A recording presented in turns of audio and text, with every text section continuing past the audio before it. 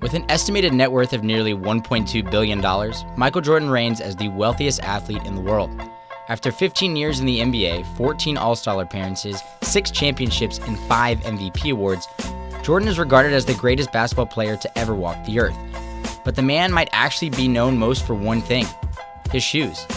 Launched by Nike Inc. in 1984 during his rookie campaign, the Air Jordan brand shoes came to the forefront of pop culture as the most prized possession within sneaker culture on a local, national, and global scale.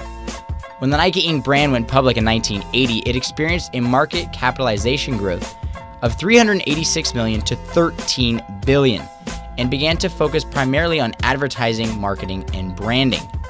This intersection of Nike's transitional period, combined with basketball phenom Michael Jordan, allowed the star to emerge as the perfect vessel to launch marketed ideologies of hard work, athleticism, and success into a physical, merchandised shoe.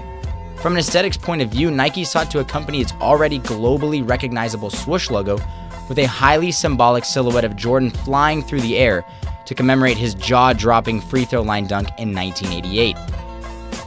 To appropriately examine the semiotics or study of signs involved with the branding of the shoe, we must look to cultural theorist Roland Barthes in his 1957 Mythologies, in which he interrogates specific cultural materials in order to expose society and how it asserts its values through them. For example, the portrayal of wine in French society as a robust and healthy habit is an ideal that is contradicted by certain realities. Basically, that wine can be unhealthy and inebriating. Many consumers began to assert their own values through the semiotics of Air Jordans as an item that was basically held in high regard due to its character attachment to the skills, athleticism, and power of Michael himself. In reality, the shoe has just been branded to embody his persona and does not contain any inherent value besides being a basketball sneaker. The shoe cannot physically make one jump higher, run faster, or achieve his type of fame, but the semiotically rich commodification techniques used by Nike cause consumers to view the shoe as an essential item.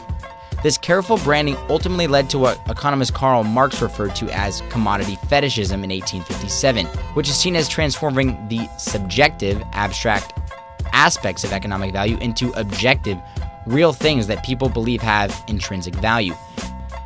With the Air Jordans strategically building their ideological brand based on the commodified superstar characteristics of Michael himself, the sneakers began to bring about notions of aspiration across urbanized minorities due to Jordan's heightened success throughout the early 1990s with his historic championship runs with the Chicago Bulls. In an interview with Newsweek, sneakerhead connoisseur Marlon Blackman describes the impact of wearing Air Jordans by stating, "It's aspirational. It makes people feel special. Like when they put on these, they're a part of history. It's a history they're documenting. It's history that you can wear on your feet." Because of Nike's effective commodification of Michael into the sneaker itself, wearing and owning a pair of these breeds aspiration for men and minorities that look up to Michael and the success he has achieved, and most likely the success that will never be repeated again.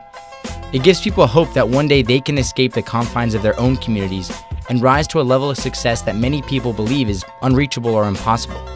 Michael and the Air Jordan brand feeds the idea that anything is possible, and wearing the shoes secures that ideology. In spite of Michael's unparalleled basketball career and immense sneaker success, the star and his Air Jordan brand shoes began to make negative headlines off the court with issues of frenzied sneaker cultural violence and accusations of globalized Nike sweatshops over the last 2 decades. Quartz.com journalist Mark Bain reported that as of 2015, 1,200 Americans are killed each year in sneaker-related deaths, with many critics accusing Jordan and Nike for encouraging this sneaker-infested hysteria due to their limited and exclusive releases. In addition to the violence conjured up by the To Die For Air Jordans, Michael and his globalized endorsement partner Nike have been met with harsh criticism after accusations of corporate sweatshops with poor working conditions surfaced in the late 1990s.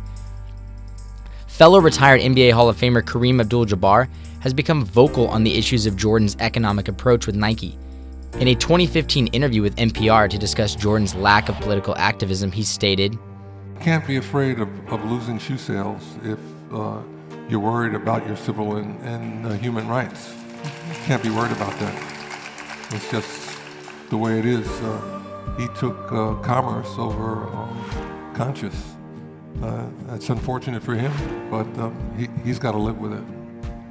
My intent is not to point the finger at Michael, or blame him for violent deaths over sneakers, or the unethical utilization of sweatshops for profit margins, or even his lack thereof political activism. But Jabbar brings about an interesting moral dilemma that allows us to examine the effects of commodification and branding. The relationship of the man Michael Jordan and his Air Jordan shoes is one of complexity, and the effects of commodity fetishism, semiotics, and an economic conscience surely deserve attention when analyzing a star athlete and the consumer. However, one should tread lightly if aiming to directly accuse Michael for the negative baggage that has been correlated to his Air Jordan brand. We must remember that the shoe is a semiotically rich construction of Michael's larger-than-life persona, and rather than blame him, we should use the case study of the Air Jordans as a lens for understanding a piece in the broad scope of consumerism.